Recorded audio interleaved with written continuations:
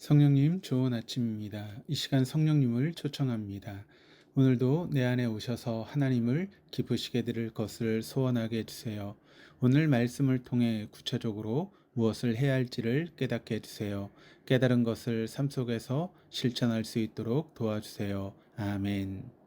오늘 함께 나누실 하나님 말씀은 고린도후서 4장 1절에서 18절까지 말씀입니다. 고린도서 3장의 말미에 바울은 영광에서 영광이 이르기를 소망하고 있습니다. 뿐만 아니라 오늘 본문 17절에서도 바울은 영원한 영광이 이루어질 것을 고대합니다. 17절입니다. 우리가 잠시 받는 환난에 경한 것이 지극히 크고 영원한 영광에 중한 것을 우리에게 이루게 함이니. 사실 그렇지만 정작 이 편지를 쓰고 있는 바울의 모습은 우리가 생각할 때 영광과는 거리가 멉니다. 먼저 바울은 자신이 목회했던 고린도 교회 성도들에게 불신을 받고 있었습니다. 고린도후서 1장 12절 이하에서 바울은 자신이 고린도에 들으겠다라고 해놓고서 들리지 않았던 점에 대해서 변명하고 있습니다. 또한 3장에서 바울은 예루살렘 교회에 추천서가 없다라고 하는 이유 때문에 비난받으며 이에 대한 변명을 하고 있습니다. 무엇보다 바울은 오늘 본문에 고백하고 있는 것처럼 격심한 고난의 삶을 살았습니다. 8절 9절 말씀을 보시면 우리가 사방으로 우겨쌈을 당하여도 쌓이지 아니하며 답답한 일을 당하여도 낙심하지 아니하며 박해를 받아도 버림받지 아니하며 거꾸러뜨림을 당하여도 망하지 아니하고. 고향 다소를 떠나 청혼의 꿈을 안고 예루살렘에 온 사도 바울은 주님을 만난 이후 주님의 노예로 살았습니다. 로마 사회에서 노예는 인격이 아니었습니다. 노예는 재산이었고 주인 마음대로 사용하다가 언제든지 버릴 수 있는 소모품에 지나지 않았습니다. 바울이 주님의 종으로 살기 시작한 이후 그의 삶은 청혼의 꿈과는 멀어졌습니다. 그가 고향 다소를 떠나면서 가슴에 품었을 성공이라고 하는 단어는 바울의 삶에서 지워진 지 오래입니다. 바울이 주님을 위해 그리고 복음을 위해 살면 살수록 그의 삶은 고난으로 뒤덮였습니다. 바울은 자신이 겪은 고난의 삶을 사방으로 우겨쌈을 당했다. 답답한 일을 당했다.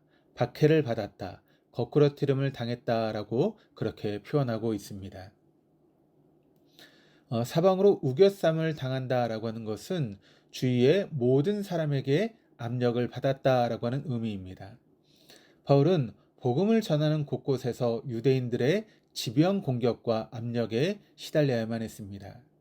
유대인들만 그를 공격한 것이 아니라 우상을 숭배하는 사람들과 또 그로 인해 막대한 경제적인 이윤을 얻을 수 있었던 우상 제조업자들, 그리고 이단들의 압력에도 사도 바울은 시달릴 수밖에 없었습니다. 답답한 일을 당했다라고 하는 것은 한쪽 구석으로 몰렸다라고 하는 의미입니다. 마치 군인들로부터 포위된 채로 공격당하는 것 같은 상황에 있었음을 나타내고 있는 단어입니다. 또한 박해를 받았다라고 하는 것은 그가 가는 곳마다 미움과 폭력에 시달렸다라고 하는 말이며, 거꾸러뜨림을 당하였다라고 하는 것은 쫓겨나거나 내팽겨졌다라고 하는 그런 의미입니다. 그러니까 바울에게 고난은 일상이었고 생활이었습니다. 한마디로 바울의 삶은 10절에 표현되어 있는 것처럼 죽음을 몸에 짊어진 모습이라고 할 수 있을 것입니다. 이렇게 겉으로 드러나는 바울의 삶은 결코 성공적인 삶이라고는 이야기할 수 없습니다. 경제적인 풍요로움이나 또 사회적인 성취에 성공의 기준을 두고 있는 이 세상의 기준에 비춰보면 바울은 성공한 삶이라고 이야기할 수 없습니다. 그러나 바울이 바라보고 있는 영광은 오히려 자신이 질그릇임을 아는 데 있습니다. 7절입니다. 우리가 이 보배를 질그릇에 가졌으니 이는 심히 큰 능력은 하나님께 있고 우리에게 있지 아니함을 알게 하려 함이라. 고난 속에서 바울은 자신이 질그릇에 지나지 않음을 깨달았습니다. 고난의 삶을 통해 바울은 능력이 자신에게 있는 것이 아니라 살아계신 하나님께 있음을 그는 깊이 깨닫게 된 것입니다. 고난을 겪으면 겪을수록 바울에게 보다 선명하게 각인되는 인물은 바로 예수 그리스도이셨습니다. 왜냐하면 예수님은 인간의 역사 속으로 걸어오셨고 인간으로 태어나셨기 때문입니다. 그것도 평안히 먹고 살다가 죽는 삶이 아니라 우리의 죄를 지는 고난의 삶을 위해서 오셨던 그분의 족적이 또한 고난의 삶을 사는 바울에게도 새겨졌던 것입니다. 10절에서 11절입니다.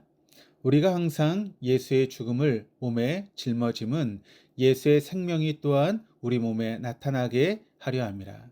우리 살아있는 자가 항상 예수를 위하여 죽음에 넘겨짐은 예수의 생명이 또한 우리 죽을 육체에 나타나게 하려 함이니라. 바울에게 영광은 날이 가고 해가 바뀌면 낡아져 언젠가 소멸해버리고 말 육체에 있지 않았습니다. 바울에게 영광은 그 육체에 담긴 보배, 곧 그리스도의 생명이었습니다. 바울은 이 영광을 바라보았고 소망했습니다. 사도 바울이 이 영광을 바라보았기에 바울은 자신이 전하는 복음을 그 어떤 순간에도 도구로 삼지 않았습니다. 2절입니다. 예수는 부끄러움의 일을 버리고 속임으로 행하지 아니하며 하나님의 말씀을 혼잡하게 하지 아니하고 오직 진리를 나타내므로 하나님 앞에서 각 사람의 양심에 대하여 스스로 추천하노라. 거짓 선생들, 곧 복음을 믿기로 삼는 자들은 자신의 이익을 추구하기 위해 하나님의 말씀을 혼잡스럽게 했습니다.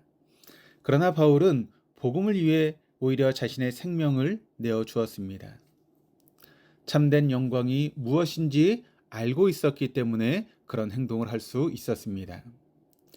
질그릇과 같은 자신의 육체에 담긴 영광이 무엇인지 사도 바울은 알았기에 자신이 겪고 있는 고난의 결론을 이렇게 내리고 있습니다. 17절, 18절입니다. 우리가 잠시 받는 환난에 경한 것이 지극히 크고 영원한 영광에 중한 것을 우리에게 이루게 함이니 우리가 주목하는 것은 보이는 것이 아니요 보이지 않는 것이니 보이는 것은 잠깐이요 보이지 않는 것은 영원함이라. 사랑하는 교회 여러분, 우리가 살아간다라고 하는 것은 우리의 육체가 더욱 낡아지고 소멸해 가는 것임을 우리는 잊어서는 안 됩니다. 사랑하는 교회 여러분, 우리의 겉사람이 점점 소멸해 간다 할지라도 우리 안에 예수의 생명을 굳게 지니십시다.